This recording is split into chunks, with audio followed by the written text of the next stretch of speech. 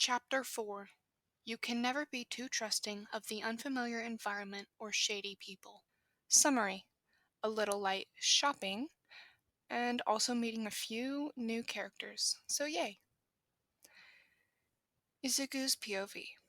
It was 3 days before Christmas, and the first time that Izuku was going on a supply run by himself. You do it.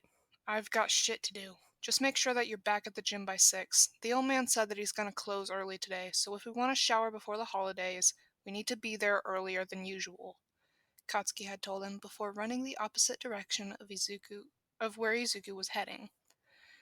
Izuku sighed. It would have been nice to know where the other boy was going, but he knew that when the Blonde didn't want to tell him something, asking and whining about it would only make him mad. Well, at least it would have leave him time he needed to either find or borrow something from the store to give Katsuki as a Christmas present. The city was busier than usual. Why would anyone leave shopping at the last possible moment was beyond his understanding. He had learned from a young age to blend into the crowd, and it has really been paying off lately. People didn't even bother to let a poor young boy when they were busy with their own stuff, which was great for him. He stole a few bucks from people, not that anyone would notice, but enough that they could buy something to eat. He made his own rule to only take from the people that could clearly afford it. Sometimes he even put the money that he took in a pocket of someone who looked like they were really struggling. As he was walking by the food court, he noticed a classy-looking woman speaking loudly in her phone. All of her bags were scattered behind her. They were mostly from designer brands, and from what Izuku could remember, they were ridiculously expensive. Maybe the lady wouldn't notice if he stole a few bucks from her too, just to get something nice for Kachan. He hated stealing, but he hated stealing from small grocery stores more. The owner always smiled at him. She was old and probably not very rich, but this lady obviously had the means to take the hit from losing a little pocket money. But just before he got too close, something caught his attention. A small toy store bag. He couldn't figure out why it caught his attention until he realized what was in the bag. A brand new set of walkie-talkies. Without even realizing it, Izuku changed direction, making sure the woman had her back still turned to him. He quickly grabbed the bag, stuffed it in his jacket, and walked away.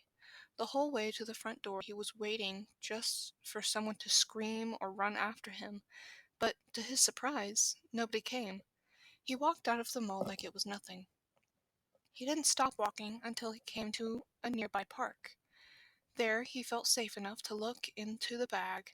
Looks like he was right. But really, what were the odds of that happening?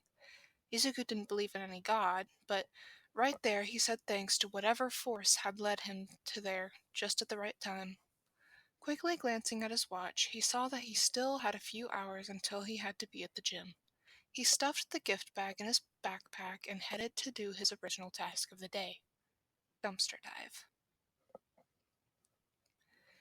By the time he was walking towards the gym, he had a few packs of outdated ramen and a small bag of old bread, a bag of chips, and a few mostly good fruits.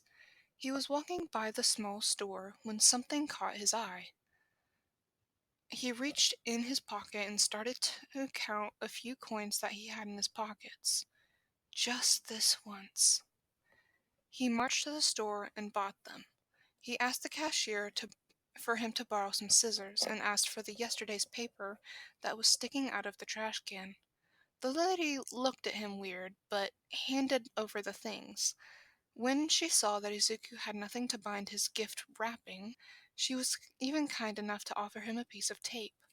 Izuku thanked the lady and stuffed the gift in the bottom of the bag. He looked over at the clock. Shit, Izuku said and starts to run. Fuck, he's gonna kill me. A few minutes after he arrives at the gym, kneeling over right in front of what appears to be a very pissed off Katsuki. I said 6, didn't I? Why the fuck are you 15 minutes late? Katsuki starts to pull Izuku towards the door and hurries inside. I let you go alone for one fucking time and you can't even manage to be back on time? I'm sorry, Kachan. I lost track of time. Izuku tries to explain as Katsuki is rushing away from him towards the showers. Save it, asshole. I swear to God, if you're still smelling like you crawled out of the fucking sewer by the time we're done here, you're sleeping outside, Katsuki says. Izuku knows now that it's usually an empty threat, but this time it might become a real one if he decides to talk back. Yeah, Izuku mumbles. They wash up quickly. There were 2 bags instead of 1 by the time they were rushing toward the door. After staring at it hesitantly for a few seconds, they pick them up, and as usual, Katsuki knocks twice on the wall. But this time, there wasn't a knock back. Merry Christmas, boys. Be safe out there. A voice boomed from behind the wall. Thank you, and you too, Izuku says in response, and they get out of the door. Katsuki stays quiet. They didn't talk on their walk home. They climbed the trash tower into the car and quickly closed the door behind them. They sat in silence for a few minutes. Izuku knew that Katsuki was still mad at him, but he didn't want to set off the blonde more than he already had, so he waited. Just as Izuku decided he couldn't take the awkward silence anymore and was about to open his mouth to apologize, Katsuki beat him to it. Did you find anything good today? Huh, so maybe not mad? Izuku thought as he reached over his backpack and hands over a few items he found. Well, it could be better, but I guess this will do, Katsuki says. A few of the fruits flew out of the window, but it was probably better that way. Katsuki turned to open his bags from the old man, and his eyes went huge. What is it? Izuku asks and leans over to look. Wow! Izuku whispers. There was so much food. There were at least 7 containers filled with different foods. There were a few cans of soda and at least 2 different types of bread. On top of it all was a red envelope. Should we open it? Izuku asks the blonde who was still stuck staring at the bag. Let me do it, Katsuki said, snapping out of whatever trance he was in. He reached for the envelope like it was gonna burn him. That stupid old bat! Katsuki yells. He was clenching his hand over a stack of bills, while the other hand shakes and holds out a note. Little bastards, here's something for you to have for Christmas. I know the bratty one is probably cursing me out with no doubt a creative nickname. I know what you're thinking, you little shit, and I'm not taking it back. You both look like you could use a little break, so this is me giving it to you. As I've said before, stay safe and try not to freeze to death. See you on Monday, 6 p.m. as usual. From Old Man. They both stare at the stack of bills. That was a lot of money. Maybe not to others, but if they would spend it carefully, it could last them about a month or so. After cursing a little more, Katsuki stuffs the money inside his bag. Izuku can hear him whispering to himself something about stubborn motherfucker. He holds out a laugh and acts like he didn't hear anything. As they were eating, a weird realization comes to Izuku. Today is the first time in a long time that they wouldn't have to go to bed hungry. Maybe it's an early Christmas miracle? On Christmas Day morning, they were walking towards the soup kitchen. They still had a lot of food left from the old man, but the soup kitchen hosted a Christmas meal, and while their food would stay good because of the cold, this meal was warm. As they were eating, Izuku noticed a small group of kids, probably close to their age. There were 2 boys, one with black hair up in spikes like Kachan. They were watching over a smaller and probably a little younger boy who had one half of his hair red and the other white. Izuku could see that under an overgrown hair he had some kind of scar on his left eye. Before he could turn his face away, there were yellow eyes staring straight at his own. A chill went through his body. Not the good kind. The yellow eyes belonged to the last person of their group. A girl that had dirty blonde hair split into 2 buns, each on each side of her head. He had a wicked-looking smile. She had a wicked-looking smile on her face. I think we should go now, Izuku whispers to Katsuki without turning his eyes out of the direction of the group. Something in his voice makes Katsuki's head snap up and turn his attention to Izuku. Not that I mind, but why? Katsuki asks, watching him.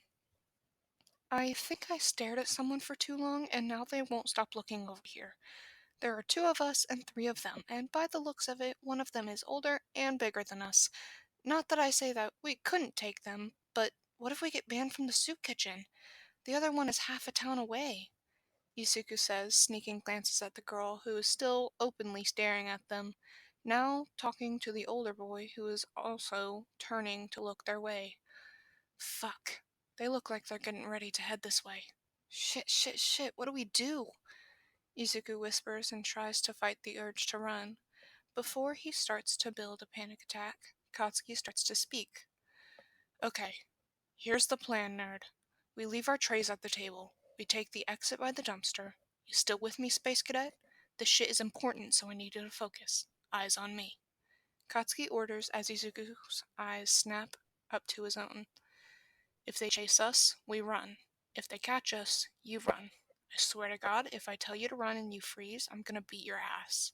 You outrun them and make sure you lose them and meet me at the place we first met.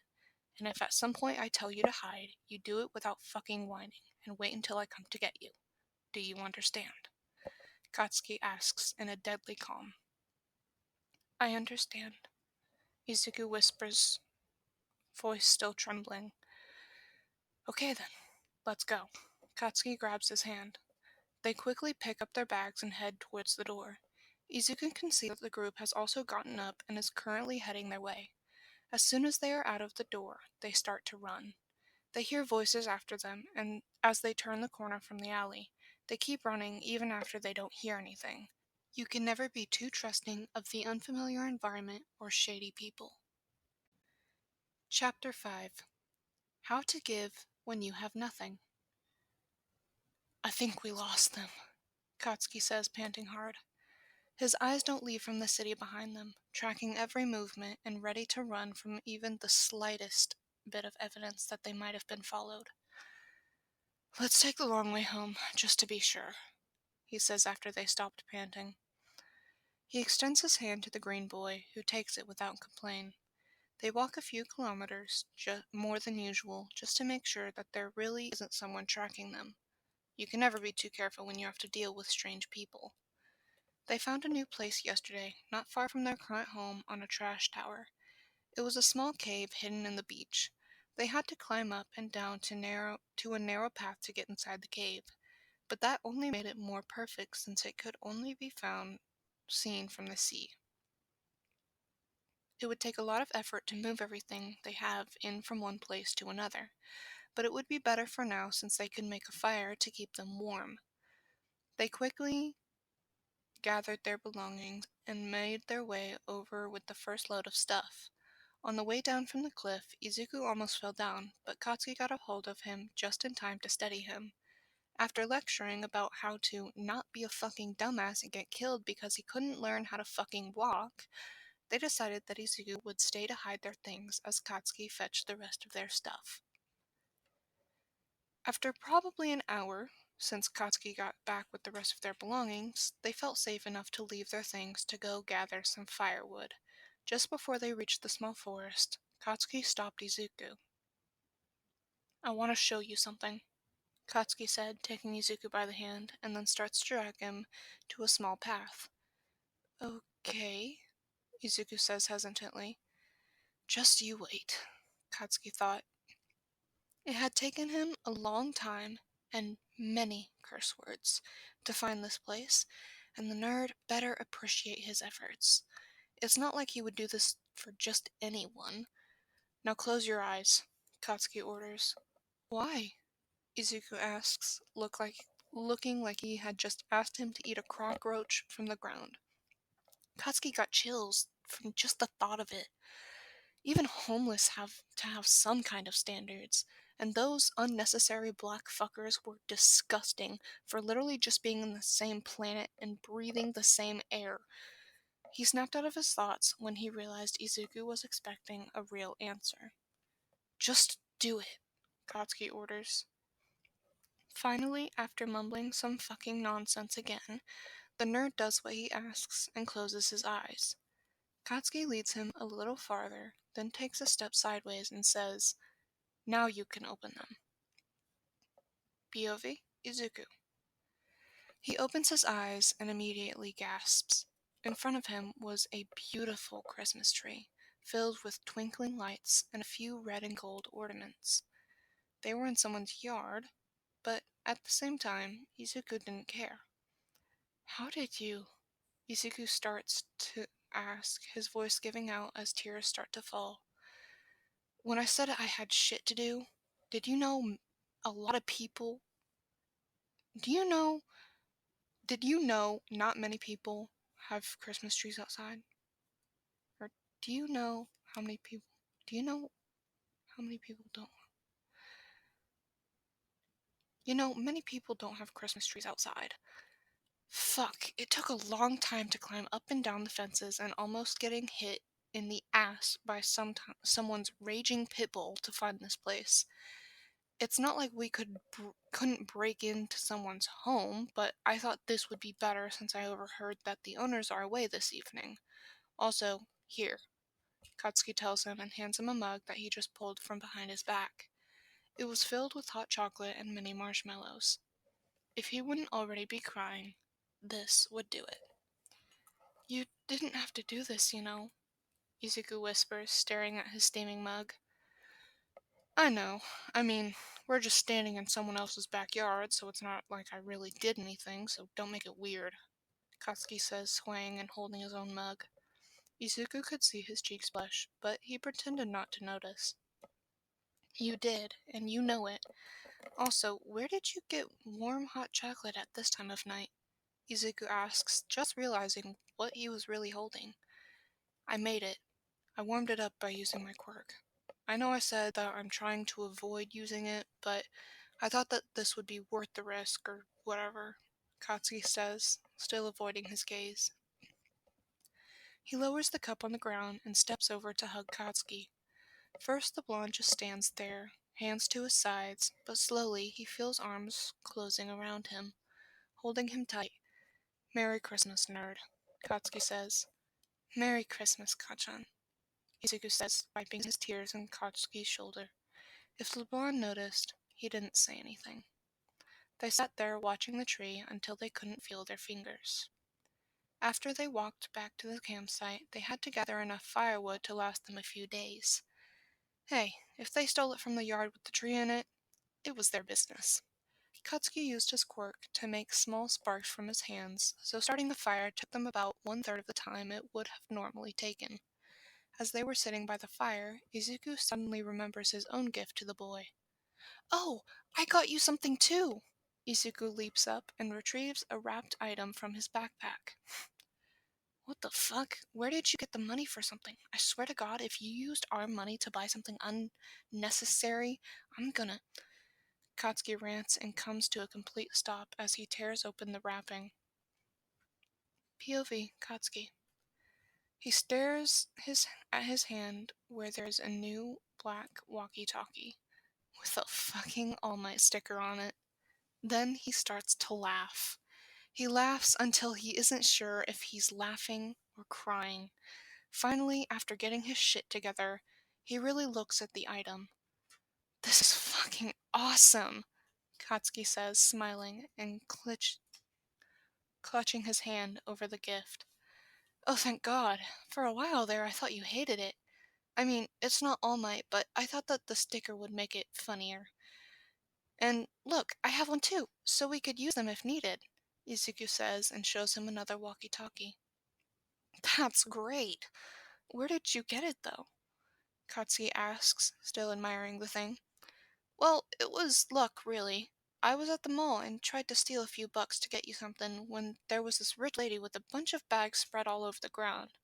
I was gonna try to steal some money from her, but then I saw the bag with the phone, so I grabbed that instead," Izuku explains, waving his hands while talking. "Thanks, Zuko. I really love it," Katsuki says. The other boy has no idea how much this gift actually means to him, but he isn't gonna tell him. Not now, anyway. Now that those things are over, how about we eat and try to get some sleep?" Katsuki says, and reaches over the food bags. This was the best Christmas ever, both boys thought while stuffing their faces with food. Alright, that is the end of chapter 5. I hope you guys liked this video. If you did, please like, comment, subscribe, do whatever you want. But please do and go give kudos or comment on the original author's writing. They love interacting with others. Um, and also, if you heard any noises, like scratchiness throughout the video, that is just me playing with my cord connecting to my headset that I am recording on right now. Just fidgeting, so it's not you hallucinating, it is definitely me. Sorry about that, by the way. I will try and tone that down. But I will see you guys next week. Anyway, bye!